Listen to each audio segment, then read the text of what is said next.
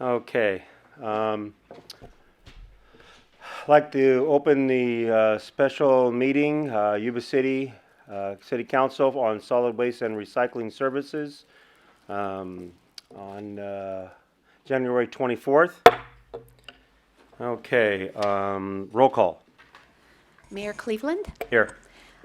Vice Mayor Didball, Here. Councilman Buckland, Here. Councilman Cardoza, Here. and Councilman Harris. Here. With that, let's all rise, and then we will do the Pledge of Allegiance to the flag. And would Councilman Harris please lead us? Salute, pledge. I pledge allegiance to the flag of the United States of America and to the republic for which it stands, one nation, under God, indivisible, with liberty and justice for all.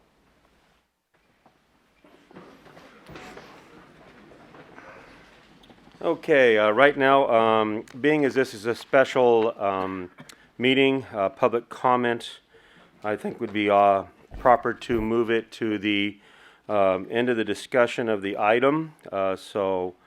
Since no other items of public comment are going to be taken tonight on other issues.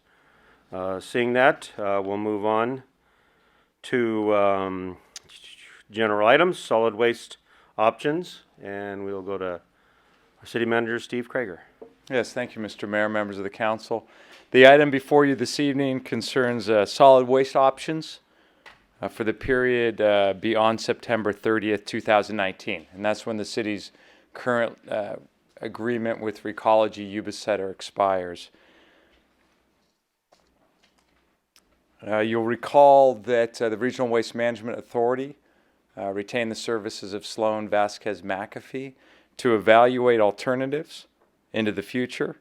This past summer, a number of community meetings were held, two of which were held in these council chambers in order to gather stakeholder input.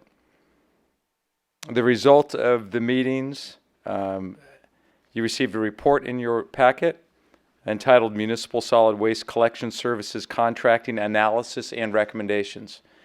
In that report are a series of recommendations. We do have us here with us this evening. Of course, you recognize Keith Martin with the RWMA, as well as two representatives from Sloan Vasquez McAfee, being Joe Sloan and Carissa McAfee. And so at this time, what I'd like to do, if it is okay with you, Mr. Mayor, and members of the council, is to have Carissa McAfee make a presentation that summarizes their analysis and recommendations. Thank you. Yes, thank you.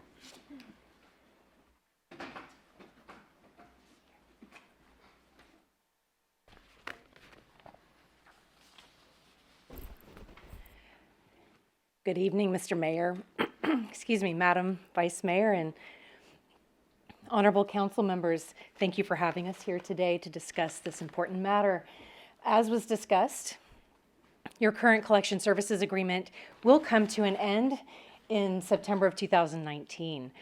There was an opportunity and continues to be an opportunity in July of 2017 to trigger a 4-year extension of the current contract, continuing the current terms with no changes to the terms of the contract if the member jurisdictions so wish. There's also other options. Should you wish to not extend the current contract under the current terms, you have the opportunity of negotiating with the current contractor for a new contract with new terms, putting the contract out for competitive procurement, or entering a process where you initiate negotiations with the current contractor with the option of triggering procurement should you not reach pre-established milestones. Excuse me. Public forums were held throughout the region. Transparency has been a key focus and priority of the RWMA member jurisdictions throughout this process. So 9 opportunities were given to the public to participate, provide feedback. These meetings were intended for public feedback, for the community members to share if they had concerns, if they were happy with services, if there were additional services that they wished to see implemented, really anything that they would like to share about the services. We also had meetings with the business community, and a daytime and an evening forum for community members, just to make sure that everyone had an opportunity to make their voice heard. Some of the feedback we had, I'll overview just some general themes. A desire for transparency. The folks who did attend the forums were happy to have an opportunity to share their thoughts and concerns. There was a desire that the process be in the light, that there be ongoing communication regarding the process. Just a side note that transparency is not synonymous with procurement. Transparency can be achieved through procurement or through a negotiation process. Similarly, there can be challenges with transparency in a procurement or a negotiation process. It's really about how either process is conducted and the communication and the processes that are set in place to ensure that a transparent and fair process takes place. Other feedback was universal satisfaction with Recology Yuba City. Without exception, there was satisfaction with the service, many instances of the employees going above and beyond.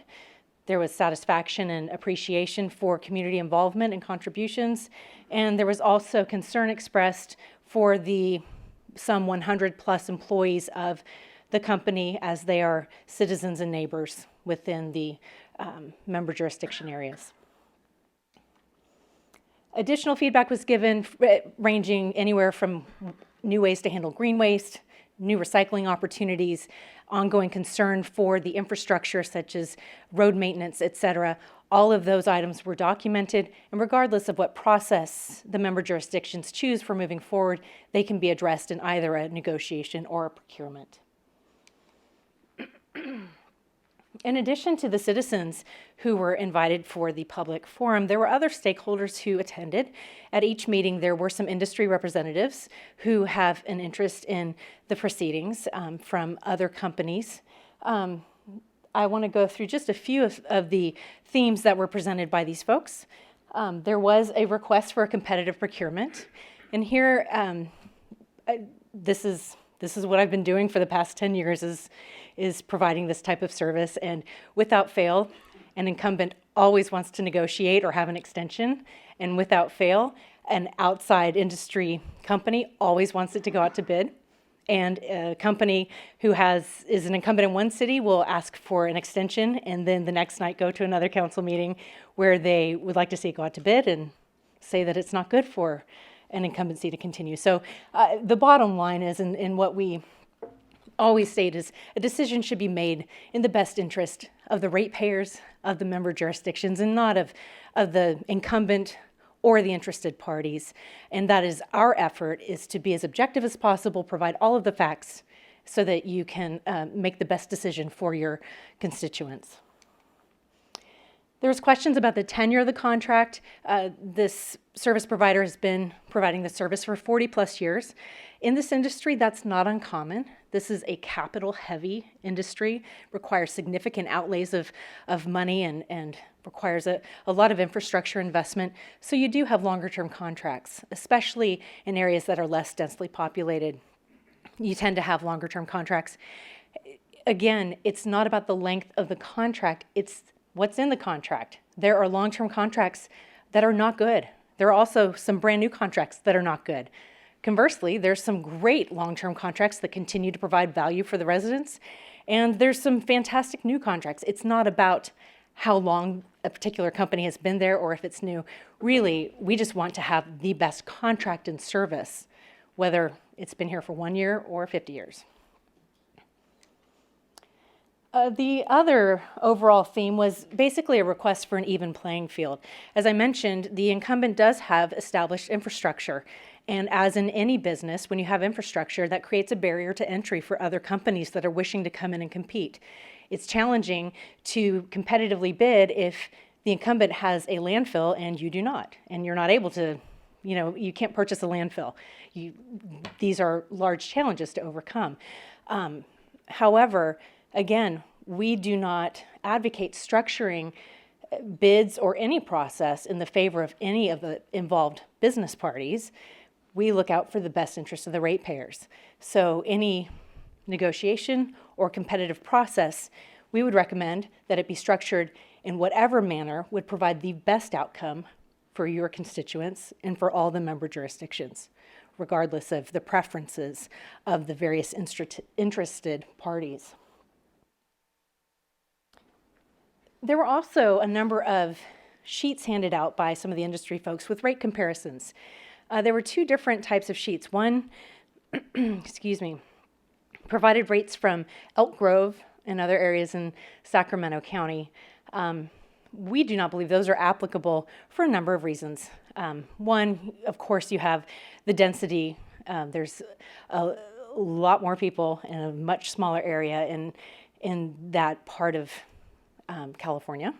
But also, infrastructure-wise, if you have existing infrastructure and there's multiple competitors with existing infrastructure that's within range of service, you have economies of scale that you just can't enjoy or appreciate if you're serving a more rural area where there's a single set of infrastructure, or if you were to come in, you'd either have to acquire that infrastructure or build your own. It's just not the same. So it's important that when we're looking at providing some comparable information for you, that we use real numbers that are applicable.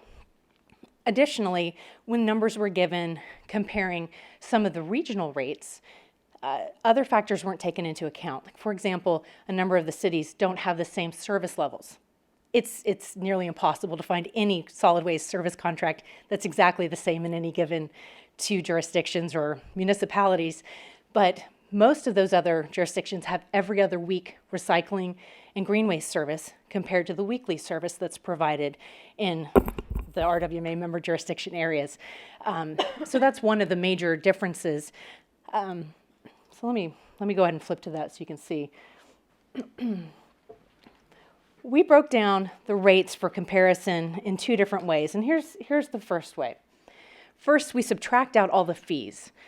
Franchise fees, tipping fees, so there's a fee paid per ton at the landfill or the transfer station. Those fees that are not controlled by a hauler or by the company, those are subtracted out across the board to try and normalize the rates as much as possible.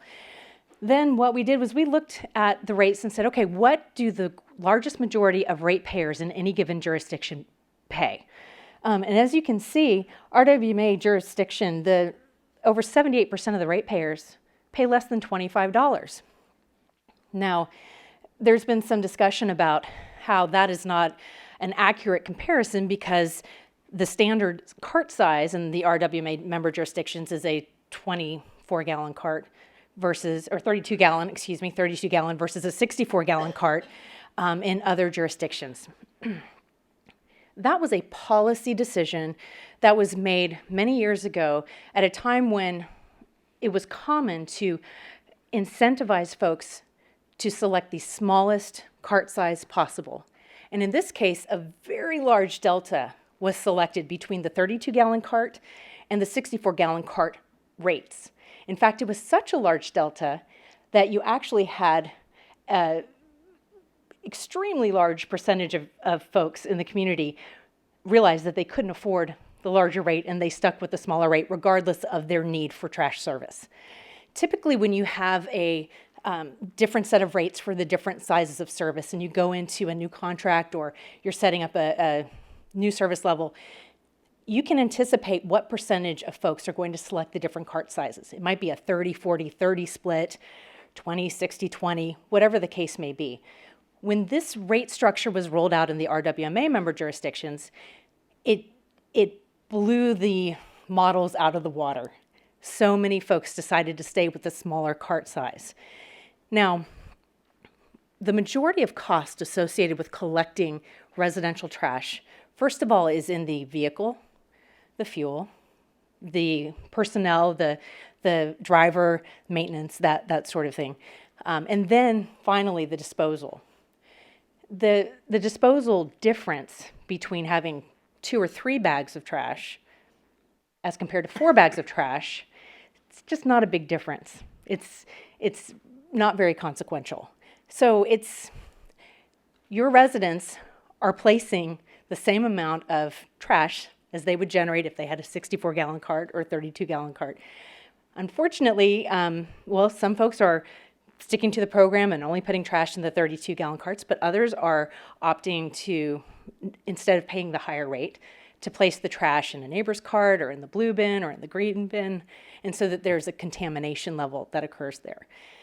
Later in the presentation and in the report, we recommend that whether you move to a new, through negotiation or through a procurement, that you set a new standard cart size as 64 gallons. It's important to note that we should not compare the current 64-gallon cart rate to others or think that we would be going from the current 32 to the current 64, because that's not the case. That's a different framework. Any amount that would be charged would be much more similar to this rate, regardless of the cart size, because the service is already being provided. We can already show Recology, Yuba City, or whomever the competitors are, this service has been provided to 80% of the households, collecting all of their materials that they place out at this rate, and therefore this appears to be what the market will bear, et cetera. So we just want to clear up any confusion that there might be about that. Now, the next step that we take to further normalize rates is to put together an effective rate. So what we do is we take the percentage, the average amount of consumers who have rate A, rate B, and rate C, and then we do a weighted average of what that rate would be. So here for the RWMA rate, the 78% at the 24.66, plus the percentages at the 64-gallon and the 96-gallon are all averaged together in a weighted average. And that is the amount per household that is being paid to your current service provider to provide service. You multiply that times the number of households, and that's the amount of revenue that they are earning in order to provide service. Similarly, $25, $27, $27 to $29, $32, that's the revenue that the other service providers are earning. Oh, thank you. Are earning within this region. And again, Oroville, you have every other week recycling and green waste. Butte County, every other week. Chico, it's weekly recycling, but there is an extra charge for green waste, and theirs is set up on a fee depending on your lot size and some other factors.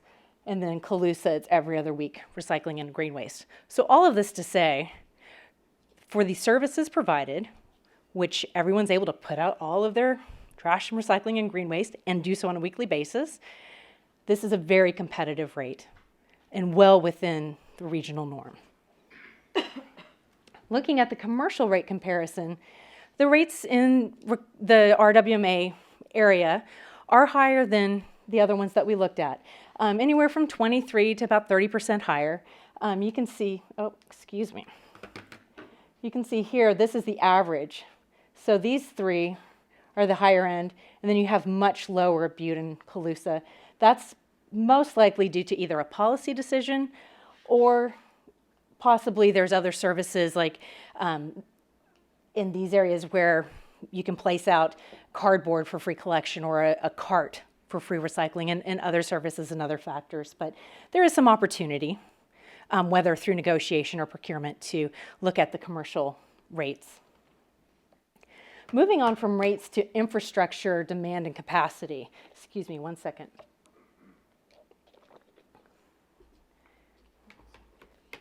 An important component of looking at any decision, whether you're going to go with negotiation or going with procurement, is to ensure that whomever provides your service has the infrastructure necessary to provide the services that you need. Anytime we're conducting a competitive procurement, one of the key qualifiers is to demonstrate that you have capacity. So either you have to show that you currently own the infrastructure or that you've secured the capacity at another facility in order to be considered for that contract. In the first table, you can see the 2015 tons per year and then the average tons per day. And so what we always look at is, does any given facility have the permit and capacity for the tons per day that are generated by a municipality or by the group of jurisdictions? Here we have the facilities in Yuba City counties, and for solid waste, Recology has a landfill and a transfer station with with significant permitted throughput, 3,000 tons per day, 1,800 tons per day, which is significantly more than the 446 tons per day that is collected. For recycling, again, the transfer station is able to collect both the recyclables or trash. They have 1,870 tons per day throughput, and there's an average of 77 tons per day collected.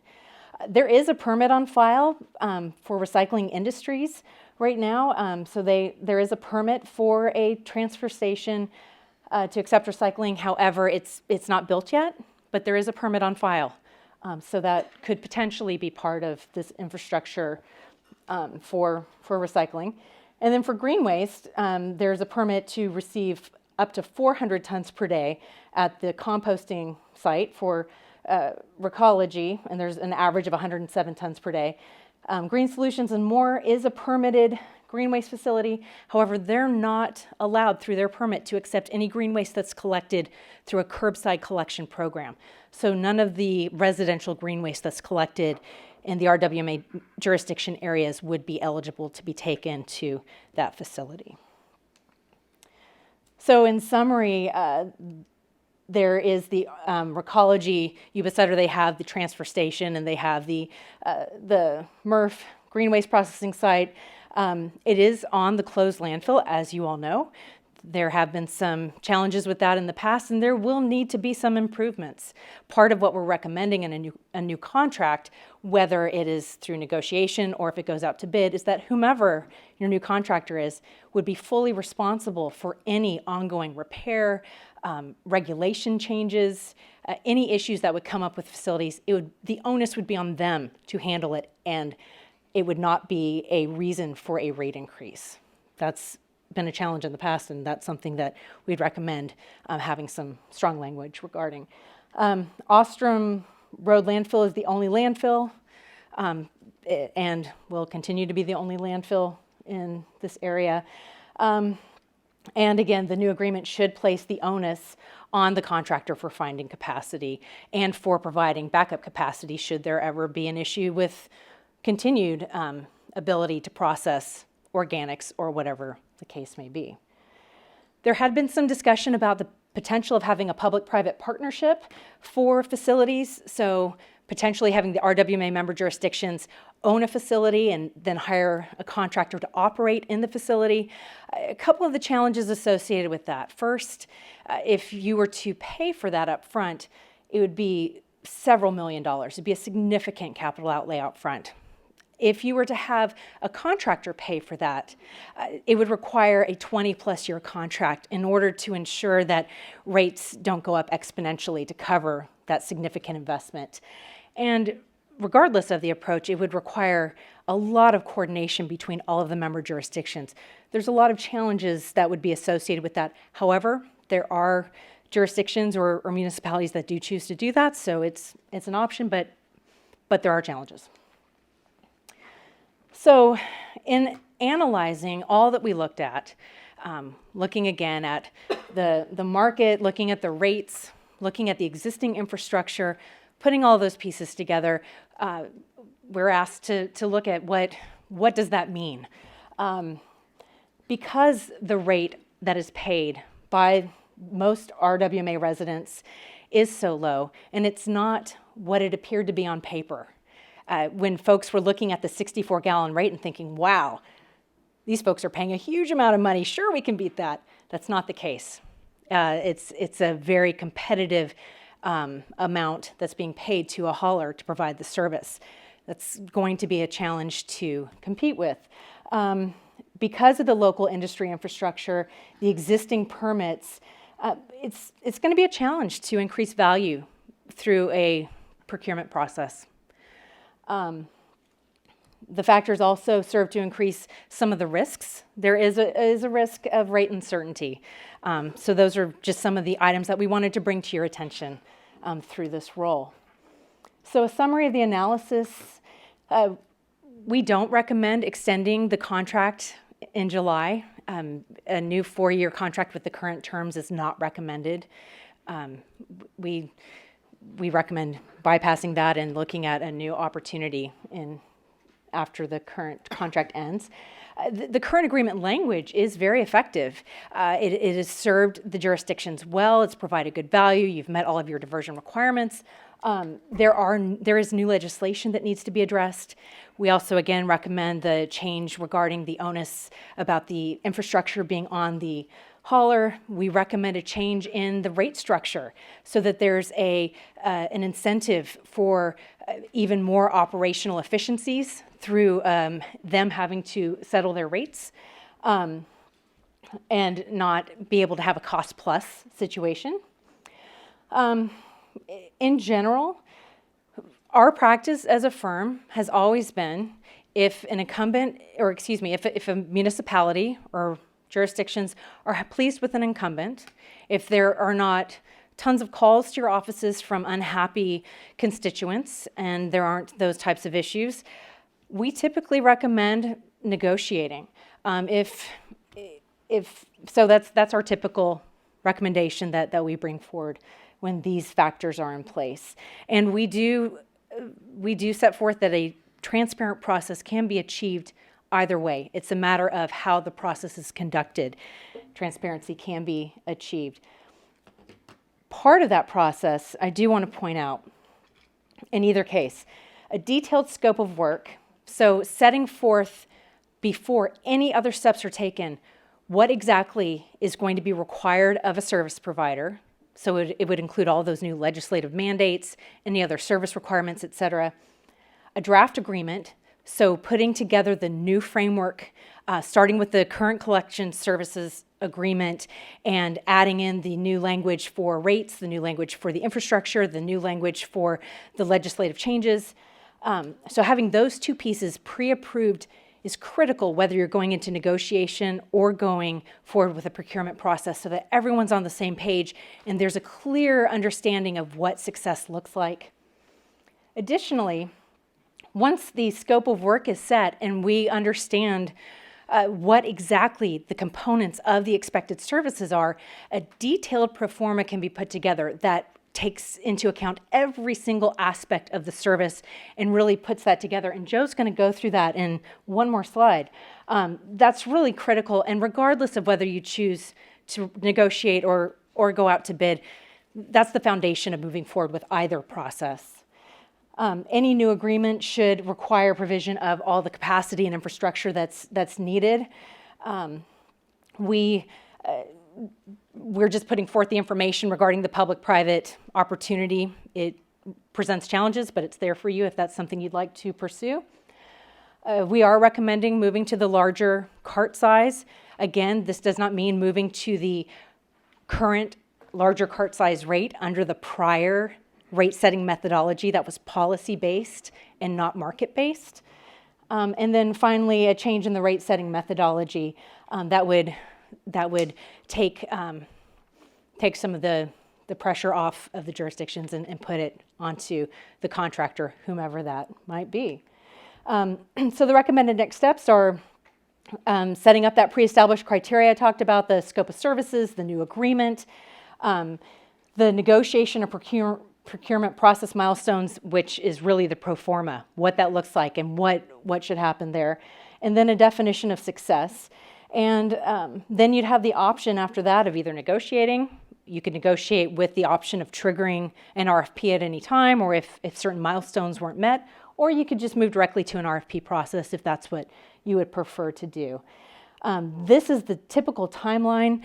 This is actually a very reasonable timeline, especially given that the activity that's conducted in this first area is typically included in a procurement process as part of that activity. So you're really taking a big chunk of what's conducted in a procurement process, setting the scope, creating the agreement, all of those pieces, and you're off to a quick start if you move to a procurement. So this timeline is very reasonable. However, just as a note, this contract expires in 32 months. So with that, I will turn it over to Joe to discuss or to review some of the pro formas. Can we go to the second presentation? Okay, thank you.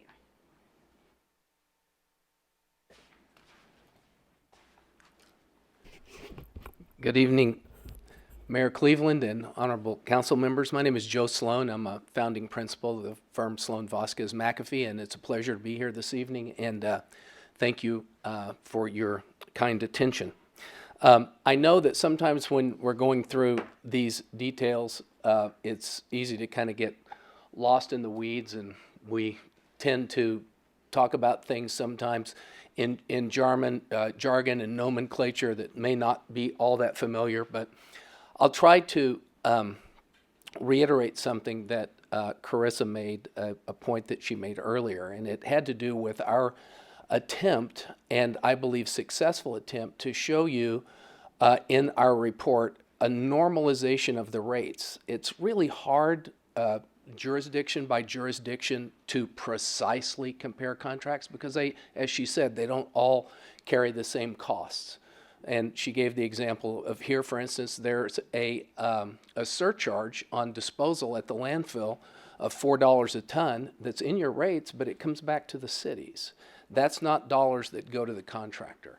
There are also franchise fees and other fees that are part of the rates that are paid, but they don't go to the contractor. So what we tried to do in that report was to strip all those things out so that you'd see a good example, is the best that we could present it, of trying to normalize those things so you could see a real legitimate comparison.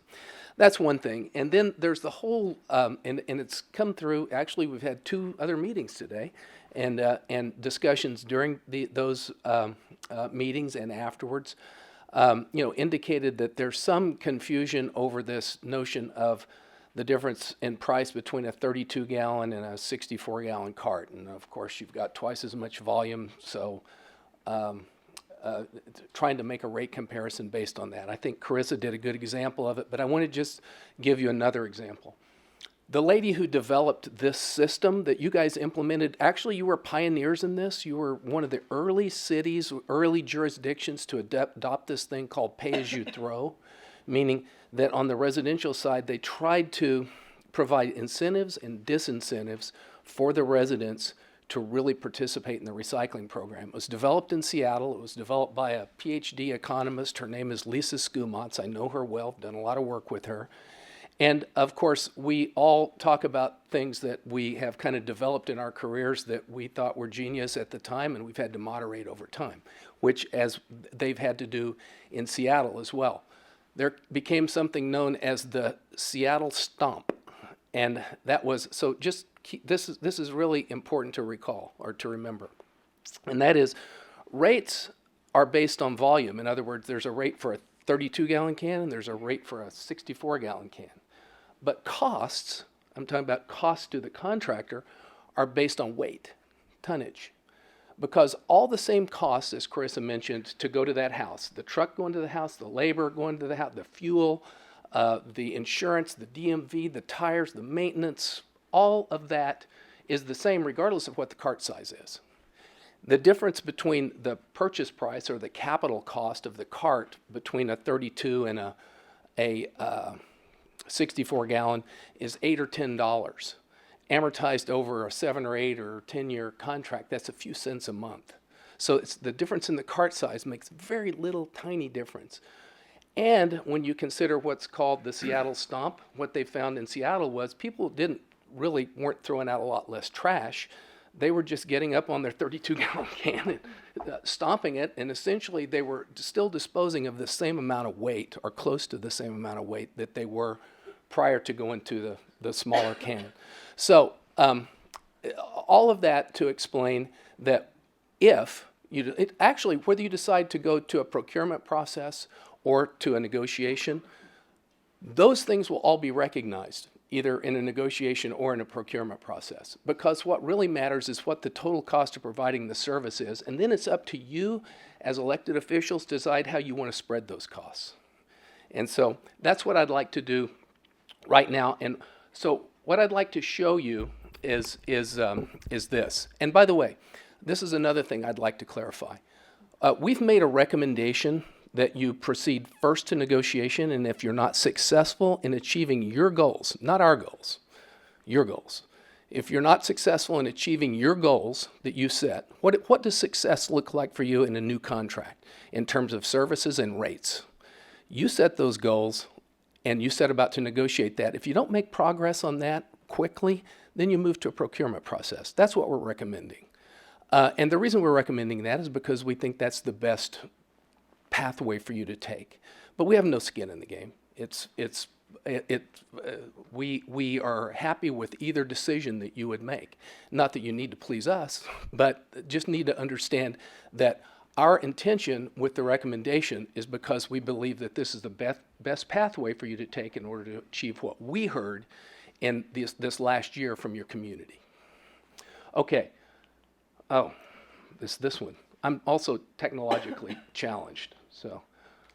I'm sorry. Can you guys see that at all? Okay. All right. Well, then I'm just going to use. I will refer to it. I'll explain it to you what's there, and then I'll give you copies of it. But what we do, and by the way, we sensed a need to do this after our first two meetings today, so we tried to prepare this before we got here. I'm sorry you can't see it. Presentation is before. This looks like a totally different presentation from. Is it a different one? We saw it Sutter County. I'm sorry. This is addition. Okay. All right. Mr. Mayor, besides that comment that was just made, the Yuba City staff requested that Sloan Vasquez McAfee make a presentation based on our needs as a jurisdiction. So I can't guarantee this is like any other jurisdictions. It's based upon your city manager's recommendation for your city council. Thank you. Yes, and I would say that up until the point where I put this slide up, it's identical to the presentation that was given in all the other jurisdictions. What I'm doing here is I want to show you the way that we set the table for a negotiation. And understand this, please, about our firm. All of the principals in our firm and everybody that's on staff with our firm has extensive experience in providing solid waste service. All of us have had very senior positions in solid waste operations where we were responsible for making a bottom line, making a payroll, establishing a budget, understanding what costs are. We have ongoing contracts where we're contracted to actually manage recycling facilities and transfer stations. Also, we have contracts to actually manage waste hauling companies. So this is not academic for us. This is actual real-time, direct, current knowledge of current operating costs for providing this type service. So what we do if we're directed either to go into a negotiation or to a procurement process, we always prepare a pro forma as though we're bidding on it. Once you tell us as elected officials what you want in a contract, we go and we prepare a pro forma as though we were on that other side of the table and we want to win that business. So we go and we prepare a pro forma, we call it our benchmark. And we use that benchmark against which we will either judge proposals that we receive in a procurement process or against which we will negotiate. So if we want to go into a direct negotiation, we have the foundation because we know what it costs to provide the service. And we don't know precisely every little iota of every company's internal costs. Like I don't know for sure what the internal cost of capital for Republic or for Recology or Waste Management. I don't know precisely that. I know pretty close. I also know very close to what they pay for trucks. It's easy to find out what they pay for labor. We know what disposal costs are, either because they're public or because we have a 30-year landfill engineer who is responsible for managing one of the largest regional landfills in the country, who's on our staff. So we understand these costs. So this is a collection pro forma, and this essentially, I'm going to flip through a couple of pages here, and hopefully you can see some better than this one. This is the summary page, which essentially outlines what all the costs are. This is MSW and recycling, organics, and roll-off for a grand total. And by the way, this is just one of our pro formas that we populated for presentation here. It's not an actual one that we did for some company or for another city. It's just for your demonstration purpose, just so you can see the detail that goes into it. So let me... collection route hours, everything that now I'm going to show you two different pro forma. One that's for a collection side of the business, the other that's for the MRF and transfer station side. It's two different calculations. So what we have to do is we've got to go out and look at front loader, how many drivers, how many we need for recycling, how many we need for green waste, and how many we need for roll-off. And all of that is pretty well determined by tonnage. Each one of these, the way that you determine your requirement for equipment is you look at the total amount of tons that have to be collected in each one of these jurisdictions and in each one of these sectors. So you can see in this particular case, we did the regular hours at 40, and at 8 hours a day. We did overtime hours of 2 overtime hours a day and working a Saturday, which meant that this particular pro forma, the drivers had 58-hour-a-week schedules. So they worked 5 10s and 1 8. Now that's just in this example. But so we drive it all out to a total number of hours on the collection side. Collection salaries and wages, so we put what we know to be the base wages for all of these people that provide service in this area, roll-off drivers, the recycling drivers, the front loader, side loader drivers. We load all of that information into the pro forma, and then we load it with a burden for overhead. In some cases, we know exactly what it is because we can get our hands on the contract, the labor contract, and we can calculate exactly what the burden is in addition to the base salary that's paid or the base hourly wage that's paid. In other cases, we know on a regional basis whether it's a 30% load or 40 or 50, or in the Bay Area, in some cases, it's 70% load on top of the wage. And then this is the G&A section. So not only do you have your direct labor costs, but you've got all the associated costs with the folks in the office, with the upper management, and then with just office machinery and electric bills and all that. We account for that. Collection equipment, operating and maintenance costs, those are based, these numbers are based on actual real-time knowledge that we have of operating costs for every type of vehicle that services your city. And this has to do with collection equipment, operating and maintenance costs. So there's a container repair for the residential side and then also for the commercial side. Collection operations and disposal. So we have a landfill cost, and you can see in this case we put in $45 a ton just for your example. Recycling, the recycling processor paid $40 a ton, and the organics for food waste we have $85 a ton, and then we didn't populate the curbside green waste in this particular example. But so we take all the tonnage that's from these jurisdictions, which, by the way, we have all this information for your jurisdictions. We've looked at this for several years. We know in each one of these categories precisely how many tons are collected by city and also in total. Well, okay, there's one. Okay. So we take all the capital costs and amortize those using what would be a current interest rate, currently commercial interest rate, or in the cases of some of the folks that we work for, they have the state tax exempt rate. We'll use whatever the interest rate is that's locally available and is used by the contractor or the municipality. We'll amortize typically the rolling stock over 7 years.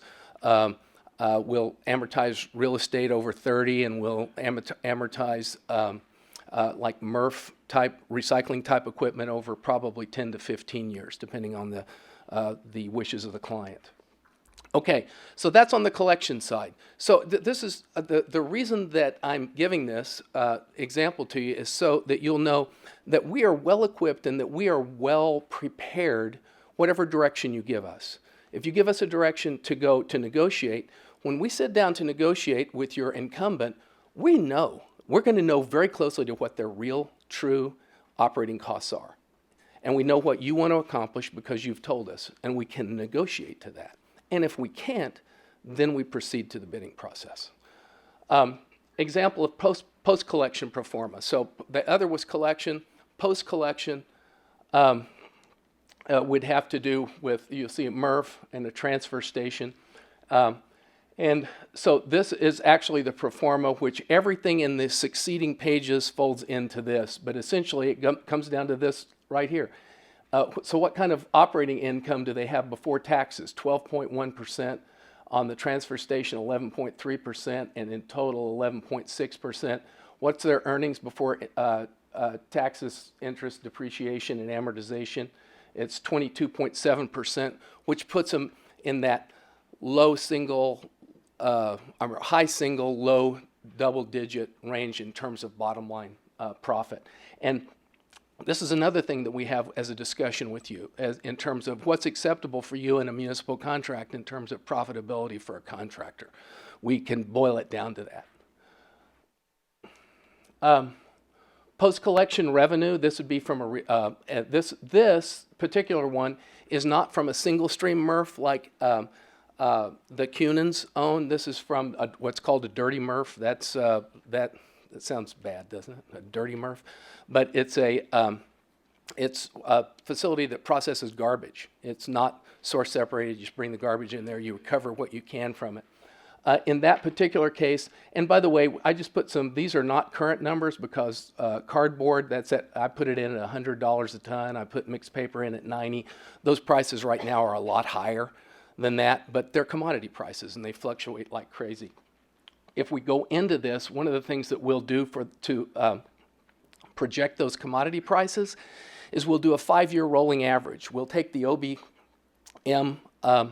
their essentially monthly publications that give us the commodity prices for all these items that are collected from or recovered from municipal recycling programs, and we'll do a 5-year rolling average. We'll do a 5-year look back in order to come up with what will kind of smooth out all the crazy fluctuation in the commodity markets so that we'll be able to give you, if we do a 5-year look back, we think that that's a pretty safe number to give you a projection into the future.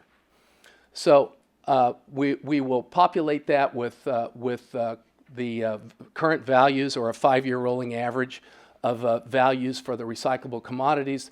We'll look at what's recoverable and what's not, and we'll come up with a price per ton that's essentially the value of the stuff that's been recovered from the garbage. And that will be computed back against the total cost of the service. In other words, we'll look at the recovery and the sale of all of the commodities, and then we'll move from there. Okay, so then on the transfer station side, it's very similar, but we assume that on a transfer station, there could be some floor sorting or some other things. You've got some items of value that hit the floor in a transfer station, and you can recover those. In this particular case, we said 93% is going to residue, which is garbage, and only 7% would be recovered. So that's what we said off of a transfer station. Post-collection salaries and wages, the same thing as the earlier one that I showed you on the collection side. Disposal, the same idea. This is important, post-collection equipment operating and maintenance costs. So what we have is we do this based on number of hours of service per month. And we have a per unit per hour operating cost, like for a wheel loader, $30 an hour. Now, that doesn't include labor because we've already got labor included in the pro forma elsewhere. It doesn't include the capital cost for the equipment because we've already got that somewhere else. That's just pretty much for fuel, tires, maintenance, and that type thing as that operating cost. So we get the wheel loaders, forklifts, baler, all the stuff that are a part of a recycling processing system, put those in there and do the total number of hours that those will be in service on a monthly basis. We even do electrical. We'll take a MRF processing system, look at the total number of horsepower that's there, compute that or translate that to kilowatts, and project what the monthly utility bill will be. Also, we even take it down to as much detail as understanding what the wire cost for baling is. So all of this is just given you so that you can get the flavor for what we do in preparation for a negotiation. Or if you direct us to go out to bid in a procurement process, we would essentially perform this same process in anticipation of the bids that we'd receive. So we have a benchmark against either to negotiate or to evaluate the proposals. Okay, thank you.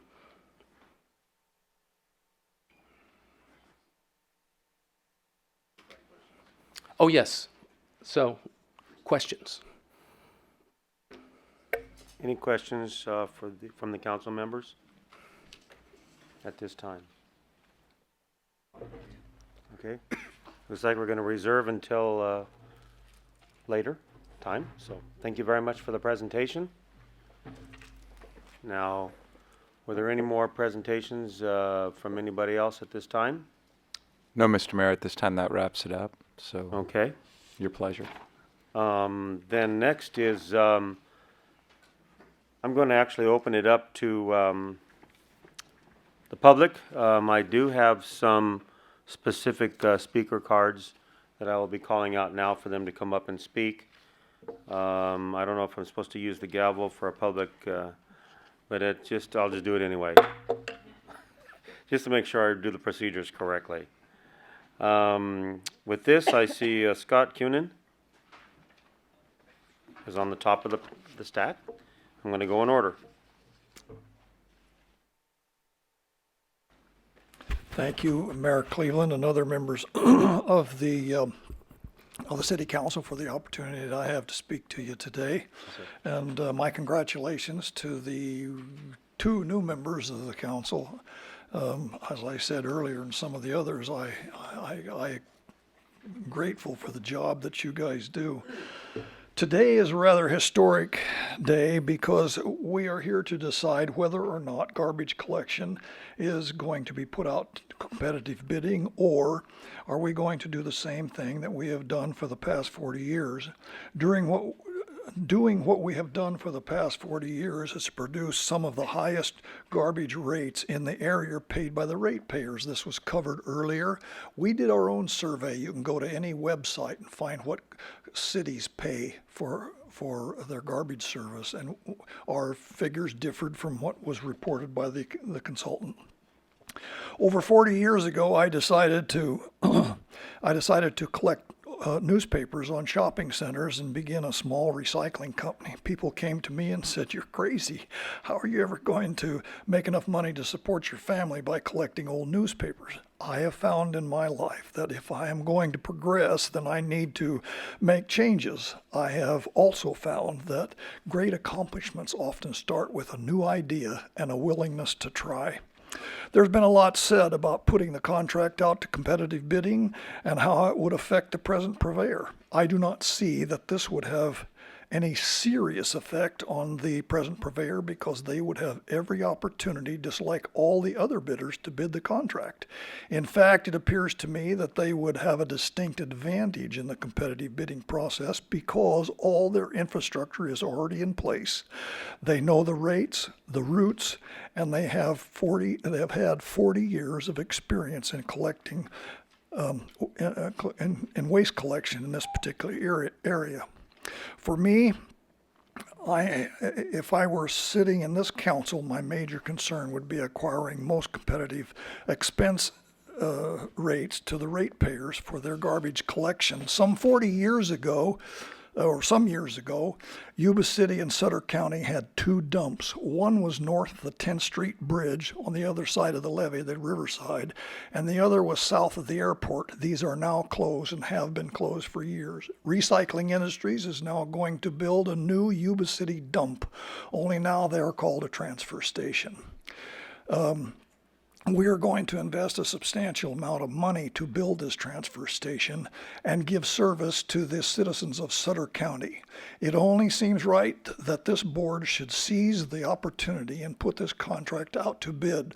With regard to the host fees, we see that the host fees generated by this transfer station, if the city provides or decides to instruct whoever wins the bid, or however you decide to do that, to designate their trash to this new transfer station. We see this developing somewhere between $220,000 and as much as $370,000 per year for the city's general fund. Thank you. Thank you.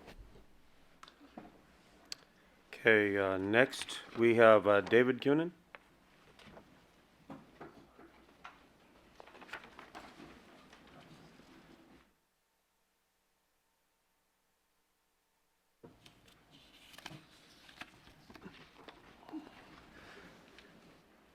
Evening. Hello, Mr. Mayor.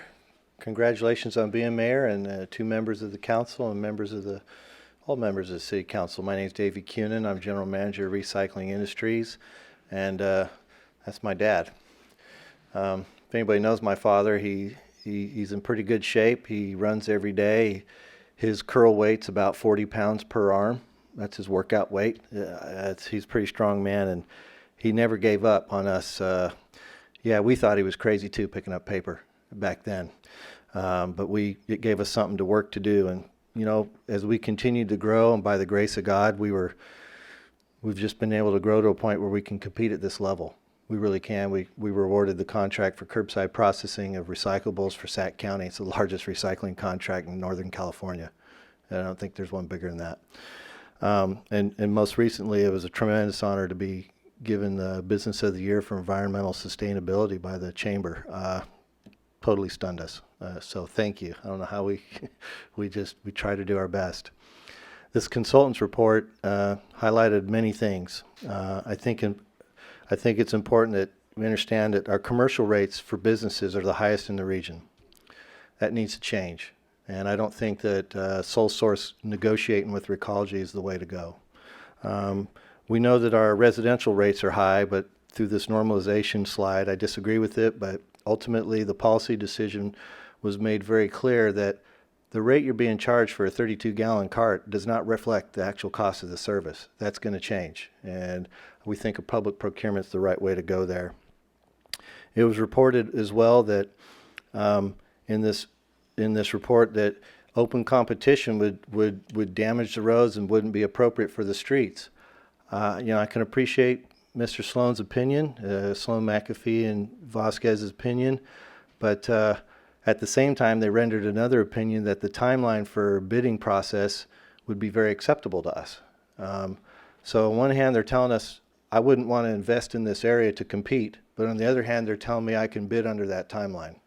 We've vetted out the timeline. We've vetted out, I've been in this region for 40 years. We're about to build a transfer station, got pretty much everything in a row to do that, but to be told I'm not willing to compete because and to tell me that I'm also willing to bid under this timeline, I disagree. I know my business, and respectfully I disagree with you guys. This bid timeline is an impossible timeline.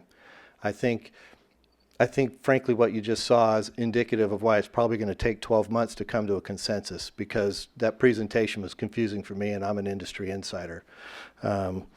I think ultimately you got to think about that. If we're going to be forced on a timeline that even me as a professional, Republic Services and I are teaming up, I don't know who he thinks he's going to bring to the table.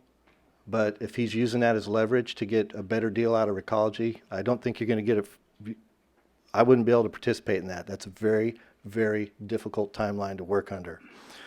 The consultant, I think, has had enough time to work in this region. One of the things that has puzzled me is I know in reports in the past, 2 years ago, Sloan McAfee, well, it wasn't McAfee at the time, it was Sloan Vasquez, but it's good to have you on board.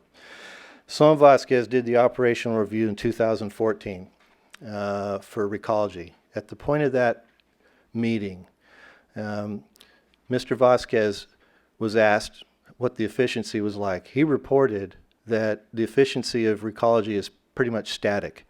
And that was the actual term that was used, static, meaning they were as efficient as they can get, and they couldn't get any more efficient. Before that meeting, he did meet with me, and he said, hey, I got a question.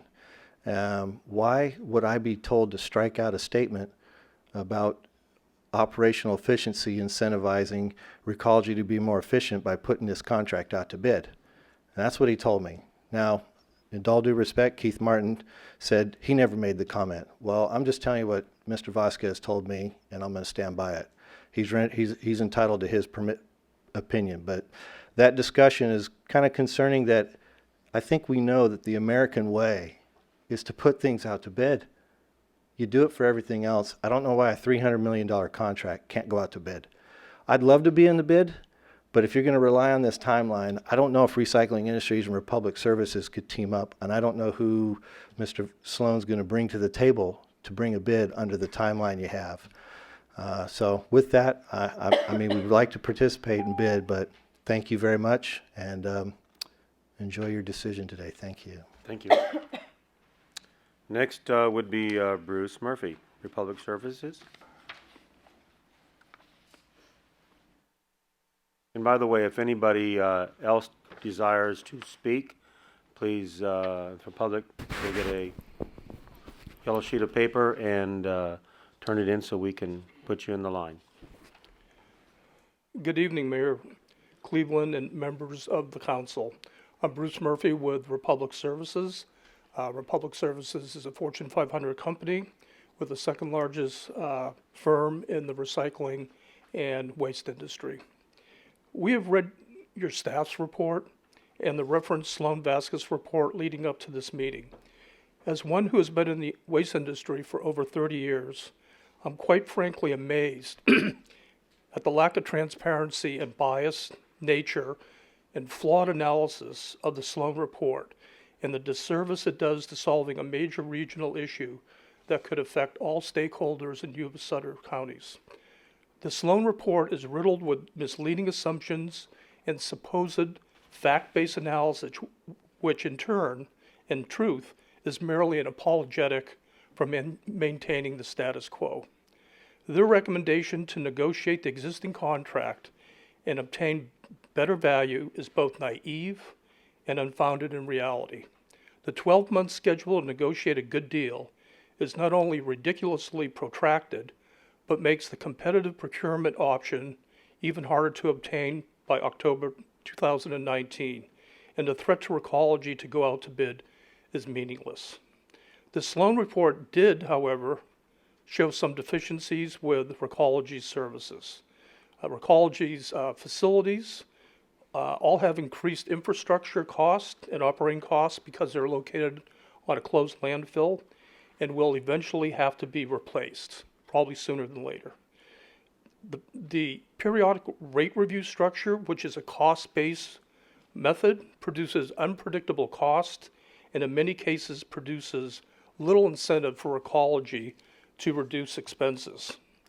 Your commercial services and rates are 22 to 33% higher than those in comparable areas, and the 30% contamination in recycling containers, residential recycling containers, also shows Recology is failing to educate the public beside the huge cost increase to go to a larger 64 to 96 gallon container. The bottom line is that the RWMA, Recology, and others are fearful of an RFP process because the outcome could show that other competing companies could materially reduce rates while improving services under a level playing field narrative. And then finally, the RWMA, member cities and counties have a fiduciary responsibility to ratepayers to get the best value for services at the lowest cost possible, which can only be achieved in a competitive market and bid environment. The lack of a competitive bid is considered by many as favoritism and a process that lacks transparency. And then the last thing I'll say, I'll take a word from Donald Trump, is after all, what do you have to lose? Thank you. Thank you very much. Next would be Pat Miller.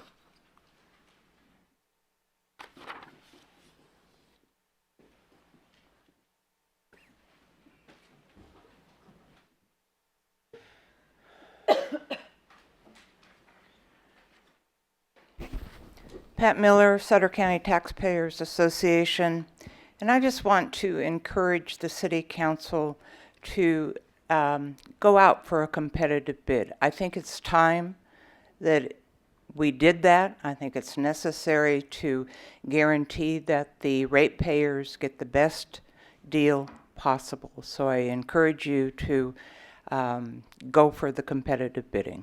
Thank you. Okay, Mike Liggins.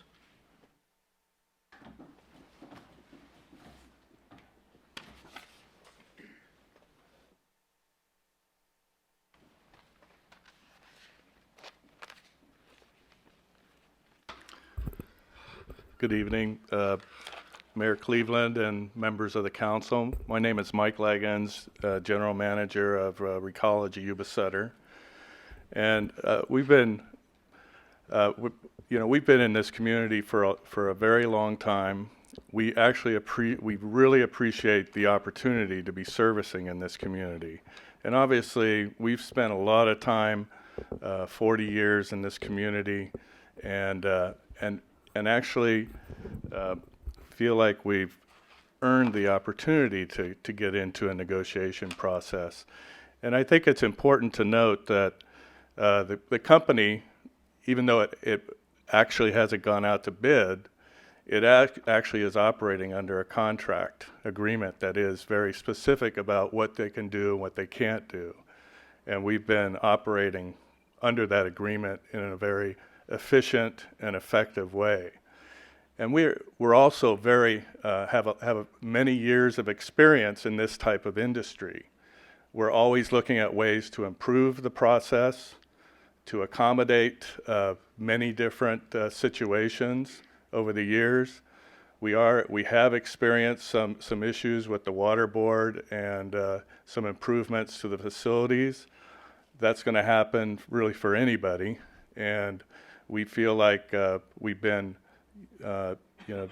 efficiently and effectively dealing with those situations because of our experience. So obviously we're the incumbent. We appreciate the opportunity to serve in this community. We look forward to doing that for a much longer period of time. And we feel like we've developed a relationship over the 40 years that, you're always going to run into problems periodically, but we have such a good relationship that we feel like we can get through any situation or any problem. So obviously we would recommend that we agree with staff's recommendation. Thank you. Thank you. Last opportunity for the public to comment. Okay, bring it back to the council. I'm going to start off. Any comments from council members? Don't jump in all at one time. Through the mayor, I have Yes. a couple of pages of notes here, and I've lost my voice, so I'm going to do my best to speak as loud as I can. I kind of chopped through this report, and this is my second time going through it because I am on the board for waste management. So I'm going to go through a couple of points here before I make my own here. As far as page 17 of our report, it's saying that even with Sacramento, even though it's not in comparison to our region, it does use several different franchised haulers, and it's a way to do competitive bidding in order to ensure low cost. And it's something that is consistently done in order to keep our costs down. That's just an example that was used in the report, amongst others, of what competitive bidding does. When you do competitive bid, you do aim for the lowest cost with good quality service. You also indicate on page 18 meaningful comparison, and one of the examples that you use there is community event services. Of course, we want our vendors to be participating in our community events, and it becomes almost something that you automatically do when you are servicing a community. So meaningful comparison, yeah, we can say that people are involved in the community, but I would say that any vendor who is doing service in the community would automatically become a part of that community and participate in things that are going on in. So some of those values that you added in there, I like the points, but at the same time, it doesn't look at the cost overall rates to our consumers. Page 19, again, you use Sacramento as the competitive bidding market, and it's a way to reduce cost. And again, it's a larger area, but we continue throughout the report talking about competitive bidding as a means of keeping our costs down.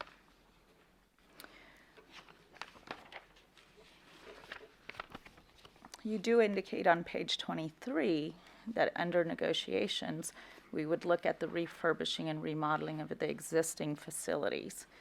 And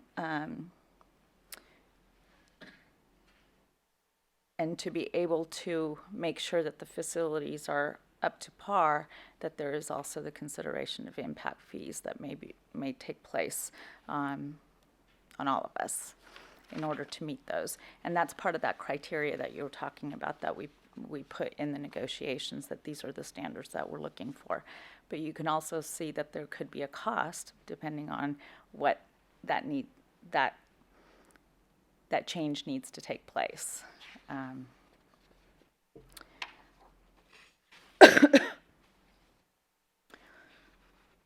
Page 25 is where you indicate that there is a note made that impact fees related to the costs of maintaining and relocating facilities.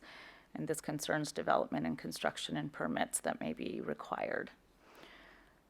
So throughout this report, I think even though, on a personal level, I love Recology, we're great friends and so forth, and this is nothing personal, but I think over the year, extension after extension, times have changed. And requirements become a little bit more stricter over the years, and the needs of state and regulations and quality, they all change. We have new things out there, and when we stick with the same vendor over and over again, we don't learn about what's out there, and we don't do service to our ratepayers to say that we've done our due diligence to look at everything that's possible. And this report, I feel it leans towards favoring towards a certain area, even though I know you're trying to be, in the middle, but a lot of it does lean towards, and I see it as some favoritism placed in that means. This is why I feel that competitive bidding is important in order to be able to look at the existing facilities as well as opening the doors to see what else is out there. It's our responsibility and it's our accountability when there's there's no complaints and people are happy with the service, but doesn't necessarily mean we have the best. As far as the time frame that's been brought up, we're going to go through putting together a criteria of everything that needs to be met, and then if that's not met, then we go into competitive bidding. With all the effort that goes into making sure that here's the scope of work and here's the renegotiation, I really think that we need to use that time to actually go out and competitive bid. So. Okay. Thank you. Any other like to start making comment? I know there's a lot of thought going on out there. That's fine. And had a question on the potential time frame, if I may. It was mentioned during the public comment period about the time frame 9 to 12, 3 to 4, 6, up to 24 to 31 months. Is that a static? Those static numbers that we have to hold the new franchisee to, or else they lose the process, or is it something that we can fluctuate and give them a little bit of latitude as long as we have the new contract in place within, I believe it was 32 months? No, those are just windows. Those are estimates of how long it would take to do each step there. And quite frankly, I'm flummoxed by the resistance to the timetable, because I know that Republic and Recology routinely respond to RFPs within a 12 to 18 month time frame. So it's not what we've talked about here and what we have on that slide is very, very doable. I mean, you don't want to tarry. I mean, it's better to get going early, but because you've already done so much of the work, you've already done a lot of what would be necessary in terms of scoping by all of your public meetings that have already been done. We've already gone a long way as a result of the public meetings towards developing a scope of work. A lot of those things that typically take a lot of time won't take so much time. So regardless of how you choose to go about it, that time frame that we put up there is very reasonable. And as a matter of fact, we just looked up a couple of recent ones that are, posted online, and they're all probably half that timeline. So, yeah, 12 to 14 months. So, anyway. The intention is that they're not necessarily held to that. We could go 15 months one way and then 2 the next, and it's not going to Yes. have to be in that window. No, And that's exactly right. You mentioned that people already know, we already have a lot of things in place as far as benchmarks and best practices and whatnot. So why would it take, and forgive me, I'm new to this, 9 to 12 months to develop a new agreement requirement and establish criteria for success? I think we kind of Yes. almost take a day to make that. What I would say is that probably 90 days into that negotiating process, we would know, by the way, if that's the option that you take, but we would know 90 to 120 days into that process whether or not we're going to be successful in those negotiations. And if we were, it may take as long with lawyers and, pardon me, sir, but with all the input that has to come from 6 jurisdictions, because essentially it'd be 6 different contracts, and all of that, it might take a year by the time we get to the point of we've actually been successful in negotiating the new terms. We put all those into a draft contract that then has to get circulated among all 6 jurisdictions, and it probably take 2 or 3 meetings and so forth. So we just put that window in there. 12 months is actually the extreme. If you opted to do the negotiation route at 90 to 120 days, you would actually set that. If we don't see significant movement in the right direction, then we go ahead and release the RFP. So now we're 8 months ahead of schedule in terms of giving the bidders all the time that they need to be able to prepare a proposal. Okay, thank you. Through the mayor. Absolutely. Joe, don't leave, because I do have a question for you. Joe, back in 2011, in front of this very council, not the same members, but right here in Yuba City, we were having discussions regarding upcoming contracts, and I will only paraphrase what you said from that position. Was the best option to enter into the best option is to enter into a competitive bid that will sharpen their pencils, and you will get lower and best rates. From your statement in 2011 to now, take me through the kind of the contextual part of this. Why are we changing what you said then to the position that you've arrived at now? Okay. So this may sound like a circuitous answer, but I'm going to it was a paraphrase, so I'll try to recall the context. Okay. There was a lot going on at that time. Okay, first of all, let me kind of drive a philosophical economic stake in the ground, and that is I'm a laissez-faire capitalist. I'm a believer in the free market system and competitive bidding and the whole gamut. I'm philosophically, I'm there. Now, having said that, what I have come to realize, and as I mentioned earlier in my remarks when I was talking about Dr. Skumatz and how she had invented and essentially promoted 25 years ago in Seattle this pay-as-you-throw system, a lot of great thinking went into that, a lot of great planning went into that, but over time she's kind of had to step back and moderate.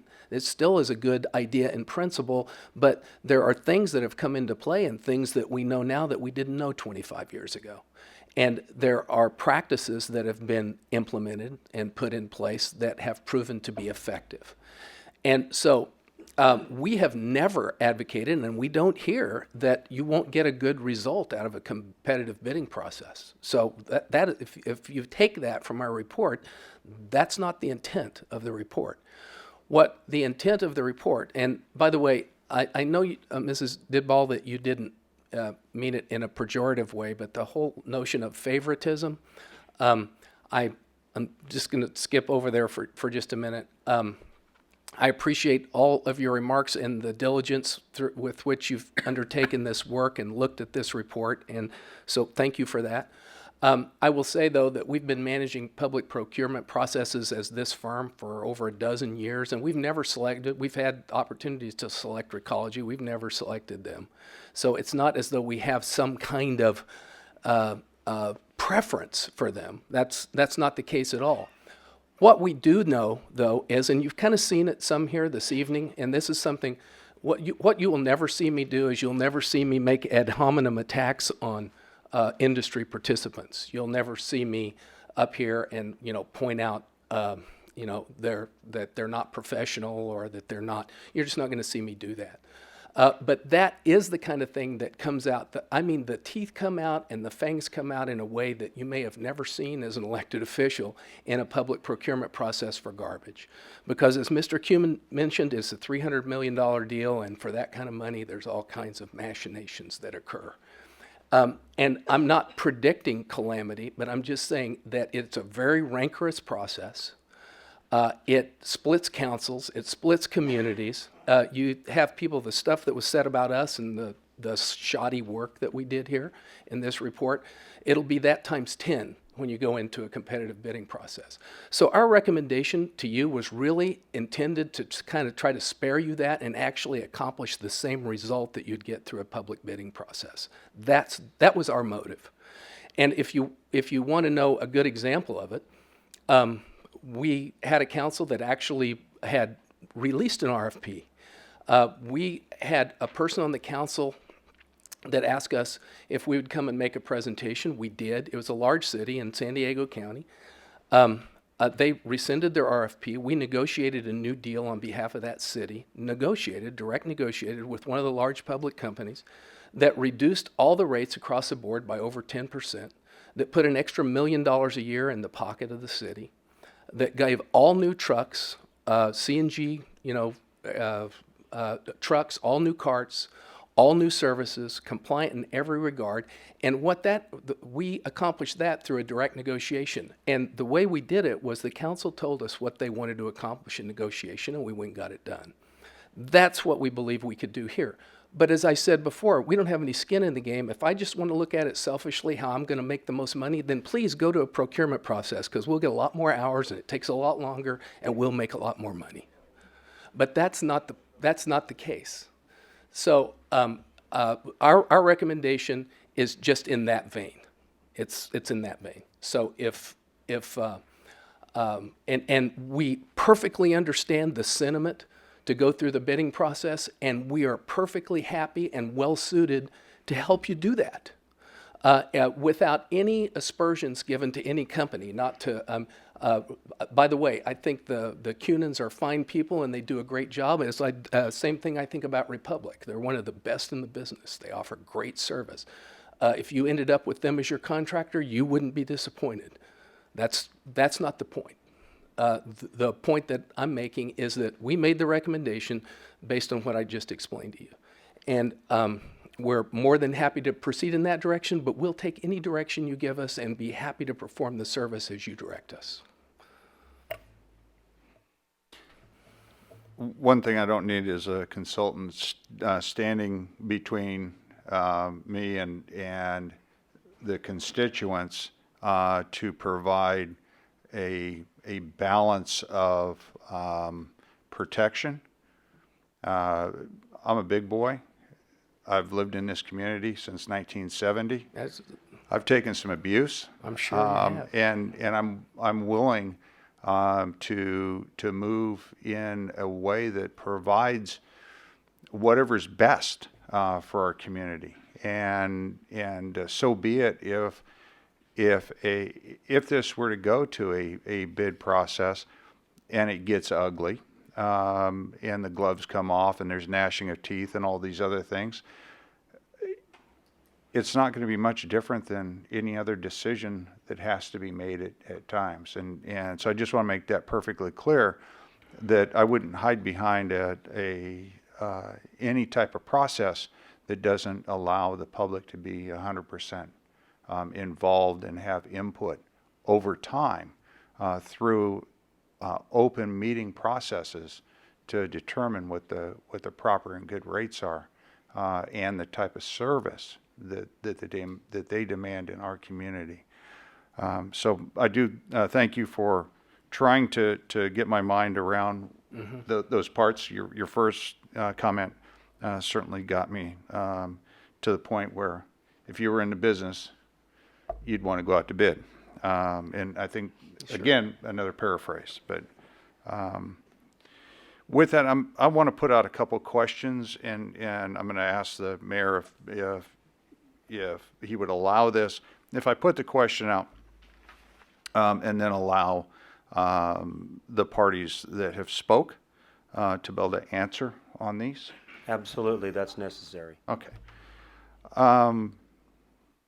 So the question that I have is, how do we best arrive at competitive rates?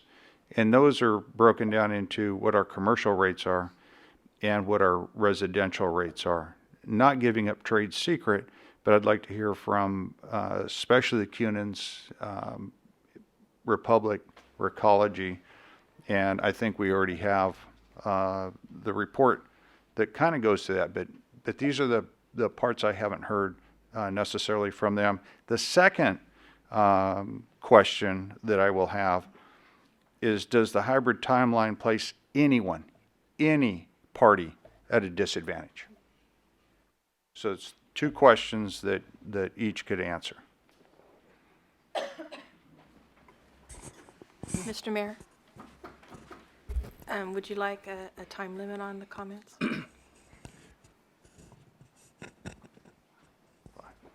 Five. Thank you. Okay. You should be able to finish it in much shorter fact. Yeah. I believe in trying to be as brief and to the point and focus as possible. The development of rates, and whether it's a competitive procurement process or existing contract, is somewhat based on what the community is looking for, what the particular council is looking for, as far as assistance to things like senior citizen rates, where they want the majority of the container sizes to be. So we're able, based on financial information, to design rates for that particular city. Now, a lot of cities develop rates that are 100%, 200% higher than the 32-gallon can rate. A lot of our cities, and since I'm the Northern California Municipal Marketing Director, I see them all. And most of our rates have a small differential between our 32, 64, and 96. And that allows people that need a larger container not to have to pay really a material amount more if they have a larger family, for instance. Same thing with commercial rates. So the commercial rates are going to be based on all our cost structure, our performance. We consider ourselves one of the most efficient in the business, and we develop our rates based on number of containers that we're going to pull, tonnages, and other factors. The Sacramento rates that the folks there enjoy, which was not included or discounted in the report, there's a couple reasons why the rates are so good. And it isn't just density. It's because we use the latest technology. We have the youngest fleet. We have some of the most highly trained drivers in the industry. Our routing and the way we manage our business is second to none. So we're able to pass a lot of those savings along to our ratepayers in Rancho Cordova, Elk Grove, Citrus Heights. And because of that, the rates are lower there. And a lot of it has to do because we run an efficient business, and that's our moniker, and that's the way that we operate. As far as the timeline of getting some type of traction to be able to come in and provide services, again, as I mentioned in my brief presentation, I think the 12 months is absurd to put together any process. Before I came to Republic 3 years ago, I was a consultant for 25 years, if not longer. I have developed RFPs on both sides. The process should be 90 days or less to develop an RFP, 2 months to 3 months to get responses back, and then say 3 months or so for councils or board of supervisors to make a decision. The quicker it happens is better for several reasons. We look at coming in and investing in the community. In fact, we look at coming in and investing specifically in the city of Yuba City. So David Coonan, and as our joint venture partner, will need to have some lead time to build a transfer station that he has permitted, he has financed, just ready to go. The longer this process gets toward the end of the contract being up in October 2019, the more difficult that gets for them to put together a good infrastructure and facility. Same thing with us, 9 months or longer to develop, to purchase trucks and to get trucks, and some of our other infrastructure needs. We'll put a yard in, we'll put a trucking garage, and manage all our fleet out of the city of Yuba City. We feel that's the best location to service not only you, if you decided for whatever reason to go out on your own and do this, or the whole area, the whole authority area.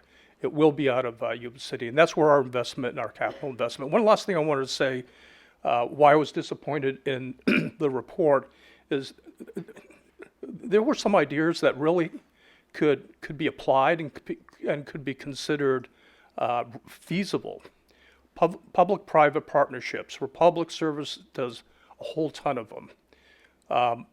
Depending on how it was structured, we could come in and invest 30, 40, $50 million in a new transfer station, new material recovery facility, whole new facility that you would eventually own under a certain timeline.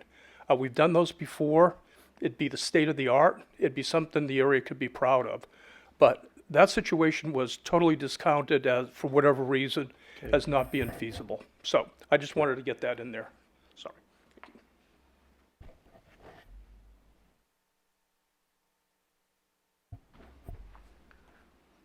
I appreciate the question. I won't take 5 minutes. My name's Dave Cunin again, and thank you, Councilmember Buckland, for at least offering us a time to respond.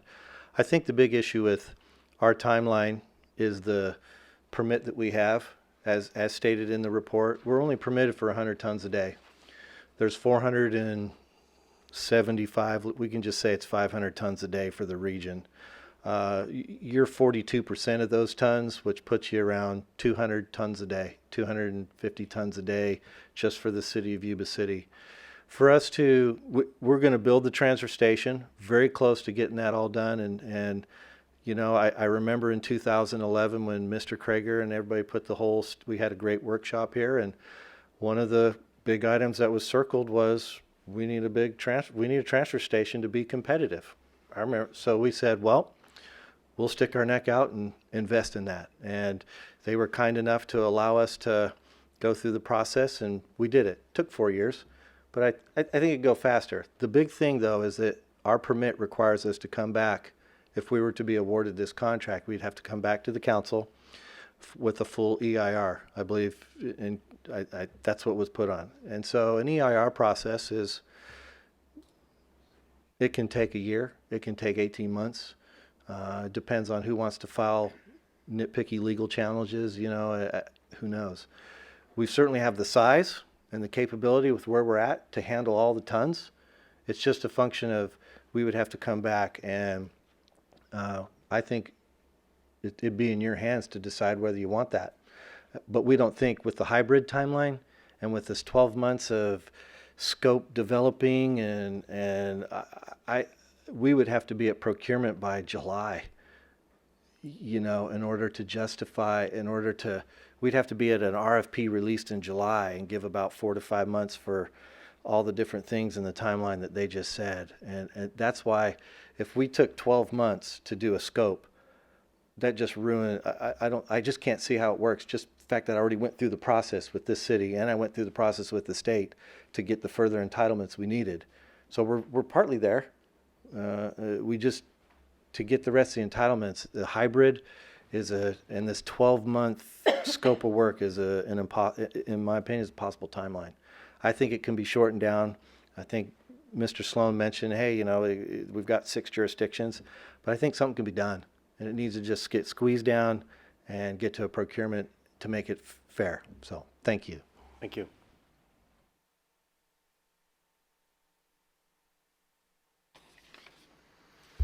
Thank you for the opportunity to speak again.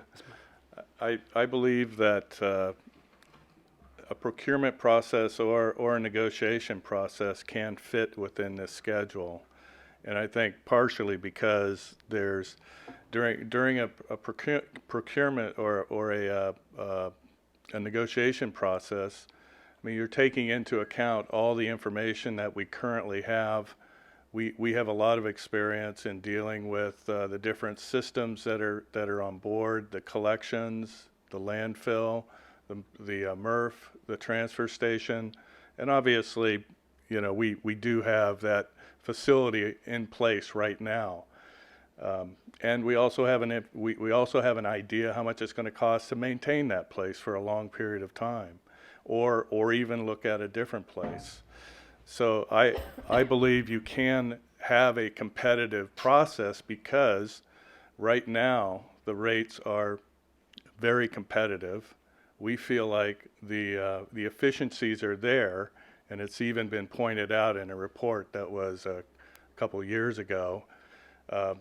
There's always things that you can look at doing differently, but the way I see it working and the way it can be competitively developed is having you know, obviously a consultant who's familiar with that process, working with companies that have, you know, the experience and the knowledge of how much things cost. And we definitely have that. We've been in the business for many years, all up and down the West Coast. And I've even been involved in many processes, as well as our management team, similar to negotiations. I think it would go very quickly, as Sloan Vasquez has reported. We would know 90, you know, probably within 2 months to 3 months whether it's going to work or not. And it will go. We feel like we have a lot of knowledge and information on what the costs are, and the way that those costs would be developed would be the efficient way to operate under a certain scope of work, and then it's the decision of the entities to decide how they want to distribute that cost through the rate structure. And obviously we can look at all different methods, whether, you know, the commercial rate gets reduced a little, whether the residential rate goes up a little bit. It can be ironed out as long as you know that you have the most competitive cost in that process. And we believe we can get there very quickly. So as far as the time frame, I believe it can happen. It is a tight, I tend to feel that it is a tight time frame, but it is doable. Thank you. Continue. I have no other questions. Okay. I guess that leaves me. I want to make sure people in the audience and the professionals that are here that I have actually been a competitive bidder in a previous business. Did a lot of competitive bidding. I owned a partner and I owned a drywall, lather, texture taping contract. We were contractors. So I know what competitive bidding is because back in the late 80s, early 90s when the dip and the recession hit, we were definitely in the middle of that, and it was very difficult.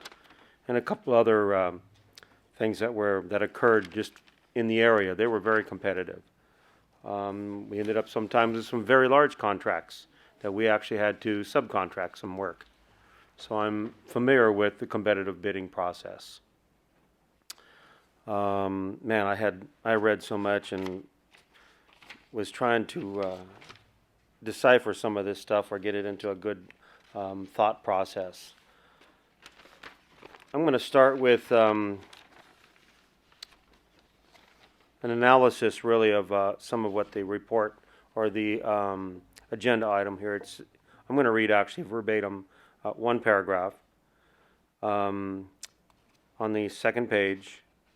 And it says here, the regional administrators met with representatives of SVM to review the recommendations and discuss their alignment with the long-standing solid waste service goals of quality of service and competitive pricing.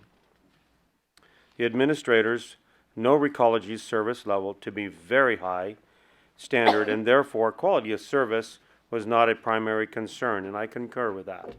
The community and I agree with that. With regard to ensuing competitive pricing, SVM explained their approach to leading negotiations and how it ensures competitive pricing can be achieved. Specifically, SVM builds a pricing model based upon what they would submit as a bid for service. And that is based upon the standards of service defined by the jurisdiction.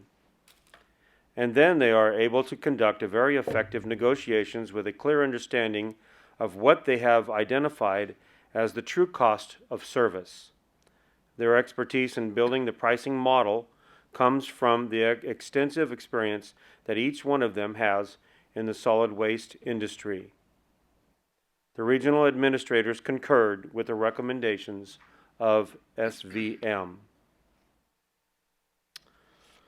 Okay, I'll go down my list based upon that statement and all the other reading I did. Number one, quality of service very high, absolutely. Competitive prices, it's unknown. It's never been put out to bid before. It's still, basically sole source because of just a historical norm and just the way it's been in our area. And now that we've gotten to be a somewhat larger community and bid, 300 million plus, that's pretty big. So now others are interested and would like to compete. So next, my comment is the consultant develops a pricing model and the criteria needed for an RFP, but not actually an RFP, because you pull all those criteria together, boom, you just haven't actually written out an RFP. I'm kind of summarizing what I'm understanding is being said. Pricing model is based on standards of service wanted, developed through each jurisdiction's public meetings, and final recommendations of each jurisdiction's governmental administration. So that's the community meetings, and then deciphered and digested by administration to try to, and of course the consultants, to come up with a model. Next, it would be consultant and local jurisdictions negotiate with single source solid waste provider using the consultant's pricing model, or as you call it also business performa model, which in my opinion is developing a fake company because it's a model. A model is a shadow or I've actually been teaching a model merit in my scouting, so it's that's fresh in my mind. So we are being asked, or I am, to use a company that does not exist model, non-existing company, as a tool to negotiate on a very large, long-lived, real-life contract. That can be effective, I will admit, but I'm not necessarily favorable to that. Besides the fact that I know I'm using the terminology single source, and I don't mean that in a derogatory sense. It just means I speak of more factual on definitions than I do on any opinionated approach. So besides the fact that the single source company negotiation gives, I believe, based on my experience of competitive bidding, an advantage and little risk to the existing real service provider. If I had this type of a process when I was bidding for projects, and sometimes very large projects, I'd look at what this process is and I'd turn around and walk away. In construction, I'd say, there's no way you're going to get what you want out of them, so there's no way I'd be able to get it. So, and that was just in my industry. It may be different in other industries, but I know in mine it would be that way.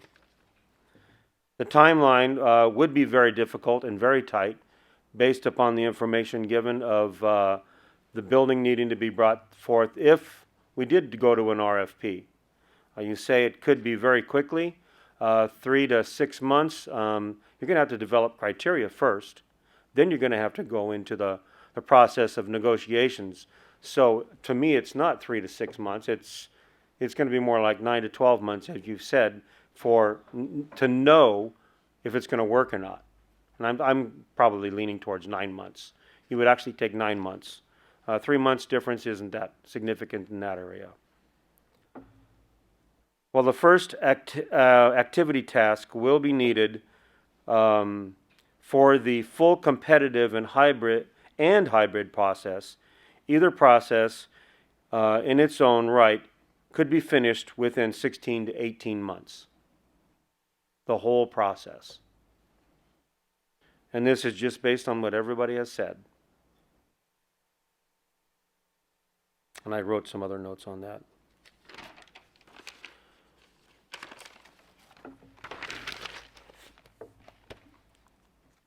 Okay, and now this is going to be from, and I have a little bit more here, but I also have from actually tonight. I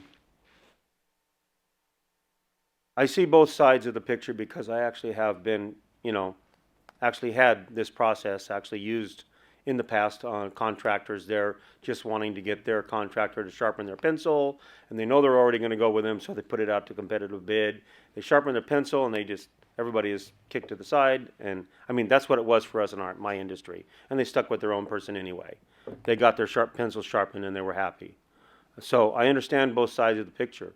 Sometimes we did win even over that, my partner and I. And I also acknowledge that our current rates do have several policy-driven costs and charges into it, and I do recognize that very much so. Also, I would like to, I don't know if you remember, but as county supervisor in 2007, 2008, I was part of this 8-year chunk that was here, the 4 and 4. And also in 2011, I was part of it. So I'm familiar with the discussion on the recology and the contracts. I did notice in the comments that citizens, the number one comment about citizens in the community, they want an actual transparent and competitive process. We are elected to do what's best for them and also take into consideration their desires. While it can be more work, and as our wonderful way of putting words together, Councilman Buckland said, we're big boys and very strong lady here, and we can handle the friction. And at the county, I handle a lot of friction. And so that does not scare us in any way, although it does give the staff perhaps some significantly more work to do.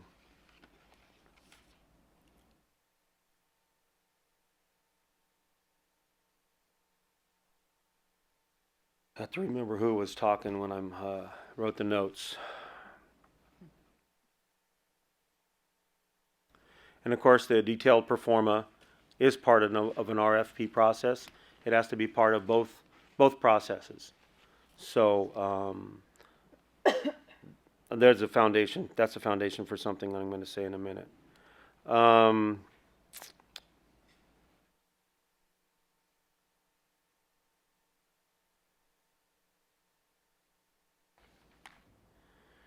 I covered that well enough. To my last comments here,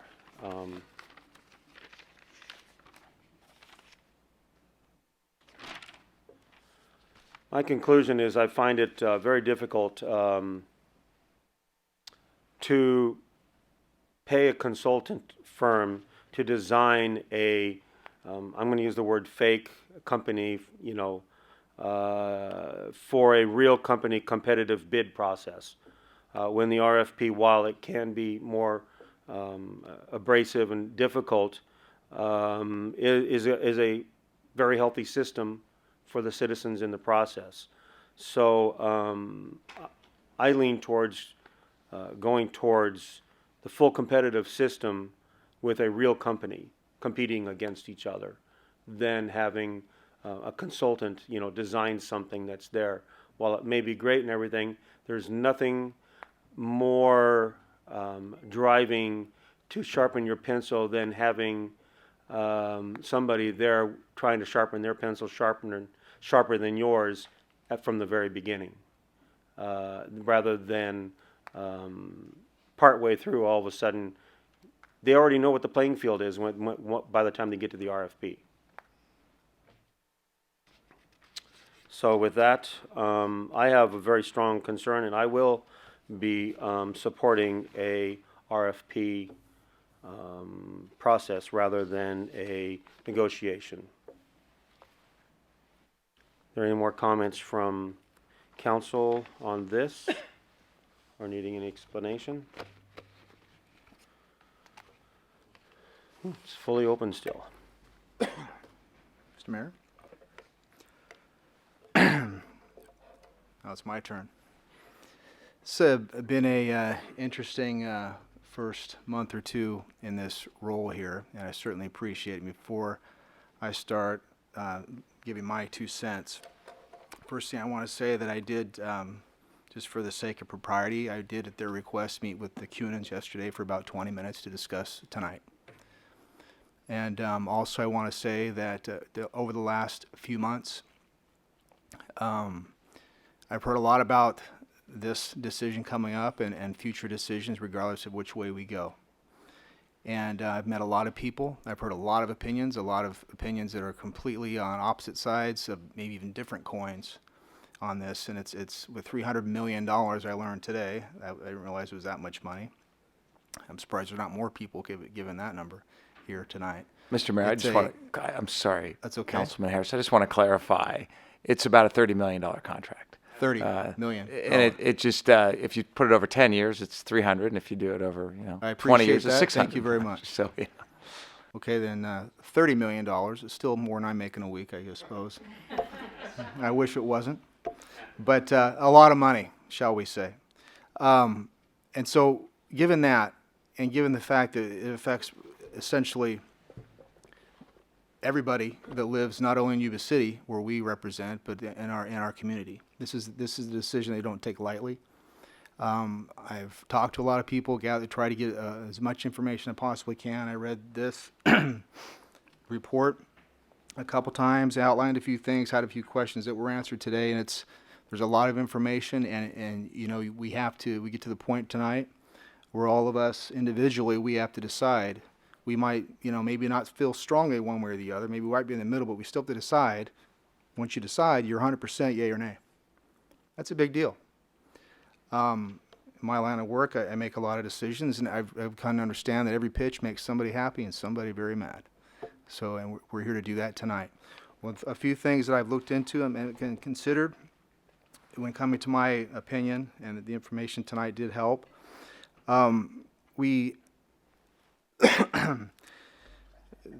There's a lot of risk involved with this decision, what we're going to do. There's really no perfect answer. We do have to go one way or the other. I could easily articulate going out to bid. It's the American way, competition, free enterprise, capitalism, the whole thing. Let everybody have a fair shot. But I think in this case, it's not that simple. I think there needs to be some consideration involved with the decades of excellent service provided by Recology, our current provider. The fact that they have, they're very active in our community. They give back. They do a great job. You go to any major community event, you're going to see their logo somewhere. And 40 plus years. And I think to not consider that, to basically turn the back on that, would not be the right thing to do, and would not be. I think they earned some consideration in that regard. I also think about the fact that there's a lot of unknowns and there's a lot of risk involved with going out somewhere where things are not in place or we're not sure what those costs are going to be. There are a lot of unknowns in that regard. Whereas Recology has drivers in place, they have vehicles in place, they even have their own landfill, they have all these things all ready to go, and they've done such a good job so far, and they've established that. Then I also think about their employees. We go and we basically give this to another company. There's some uncertainty there. We're placing them at risk. We're placing their careers, their lives, their retirements, everything in jeopardy for the sake of something that can be articulated as so simple as just, it's the right thing to do because that's what needs to happen, because 40 years is long enough. I don't want to discount the value that another company may be able to bring, because this is still a business decision. So therefore, I think, if we give them, I think they have earned a first shot. For the reasons I stated, with the opportunity, hopefully, to address some of our commercial rates. I'm not in business, but I venture to guess perhaps the commercial rates are high in order to keep the residential rates a little lower. Kind of a balancing act, subsidizing the residential a little bit, I'm guessing. But we have an opportunity for a discussion in that regard. There's also several recommendations in this report that we can use to address, answer some questions, have some discussion about those, make the language more contemporary. I think that's due or overdue. But again, I think, in my opinion, we give them a first shot. It doesn't work after 2 to 3 months. I believe it was 90 days. So be it. We can explore other options. But I think, for the reasons I stated, that my vote is going to be for the staff's recommendation. Thank you. I hope there was not any misunderstanding that all factors of community value, social value, were not considered. Almost 10 years ago, somewhere around that, during the last negotiation setup, I think it was 08, these same discussions went on then, giving them credit for having been such a good partner with the community and been part of it. These things were discussed then. And even at that time, I think there were a few conversations and comments made that at that time that after these 8 years, there would be it would be then time to look at a new way and possibly put it out to a competitive bid. And I remember that conversation.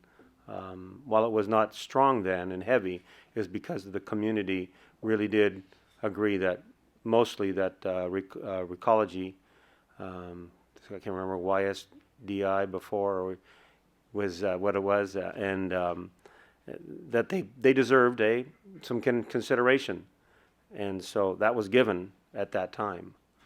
So it's being asked for again, and I just think that time is up. Thank you. And with that, I'm gonna, I guess, ask for a motion. Have direction to go. Go with a recommendation, or let me see here. Go back to where? Alternatives. Or one of the alternatives, 1, 2, or 3.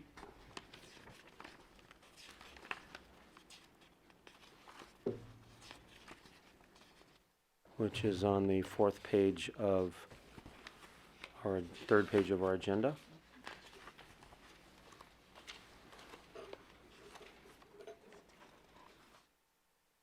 Alternatives are, one, trigger a 4-year contract extension, which is just what would happen if we did nothing, basically. Number 2, enter into a sole source negotiations with the current provider. Number 3, conduct a competitive procurement process, or the actual recommendation and concur with Sloan and Vasquez to negotiate with a current provider.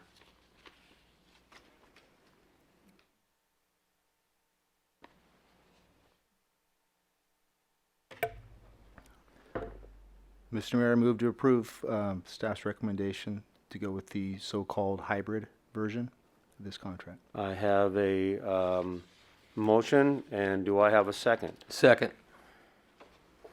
With that, I'd like to do a roll call. Councilmember Buckland, No. Councilmember Cardoza, Yes. Councilmember Didball, Councilmember Harris, Yes. Mayor Cleveland. No. Should have started with Harris. With that, is there a motion to move on any one of the 3 items, or has anybody thought of, out of the abundance of discussion, an option other than what is presented? I make a motion that we go with the alternative number 3 to conduct a competitive procurement process. Do I have a second? Second. With that, I'd like a roll call. Councilmember Didball, Yes. Councilmember Buckland, Yes. Councilmember Cardoza, No. Councilmember Harris, No. Mayor Cleveland. Yes. With that, we have a 3-2 vote by the Yuba City Council on conduct a competitive procurement process.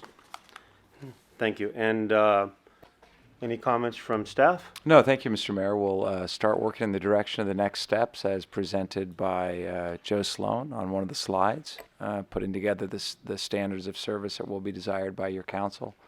Additionally, just of note, is traditionally as a region, we've moved in lockstep together. This might be the first time at which we may not move in lockstep. So I'll need to meet with the other county administrators and city managers to discuss, of course, with Keith Martin as well, how we'll best proceed. But my job is to affect your policy, and I will do so. Thank you. And was there any pertinent short comment? Yes, I just wanted to say that I had hair when I started doing this type work. And so I don't have it now, but I can tell you I've been in many meetings over a couple of decades, and I've never heard a more cogent, thorough, thoughtful, respectful deliberation than you guys just undertook.